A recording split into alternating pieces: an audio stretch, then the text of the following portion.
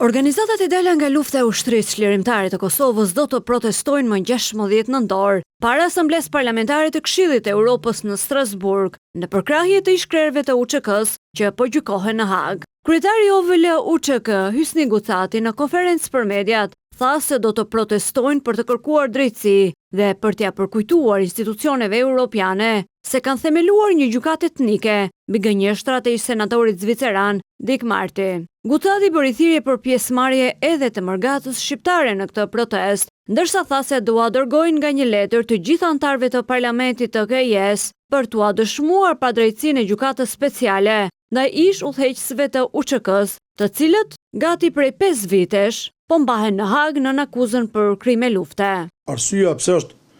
zgjedhur ky vend, besoj edhe dini, se pikërisht mund këtë vend në Francë, në qytetin Strasburg, në Këshillin e Parlamentit të Evropës është morë vendim për një gjykatë e padrejtë që është bërë ndaj neve, ndaj pjesëtarëve të ushtrisë shqiptare të Kosovës, që është formuar një gjykatë e një etnie, do të thotë vetëm shqiptarët dhe vetëm pjesëtarët e ushtrisë shqiptare të Kosovës i përndjek. Paraprakisht, veteranët kanë mbajtur protesta në Prishtinë, Hag dhe Tiranë, ndërsa kur u pyet për mundësinë e organizimit të një proteste në Shkup, Gucati tha se për momentin e njëjta nuk do të mbahet për shkak të situatës politike atje. Ndërkaq, ritheksoi se nuk po planifikojnë të organizojnë protestë as në luginën e Preshevës. Krahas kësaj, Gucati theksoi se dëshmia e ish-generalit amerikan Wesley Clark në gjykimin ndaj ish-krerëve të UÇK-s në Hag do të jetë një bombë për gjykatën speciale.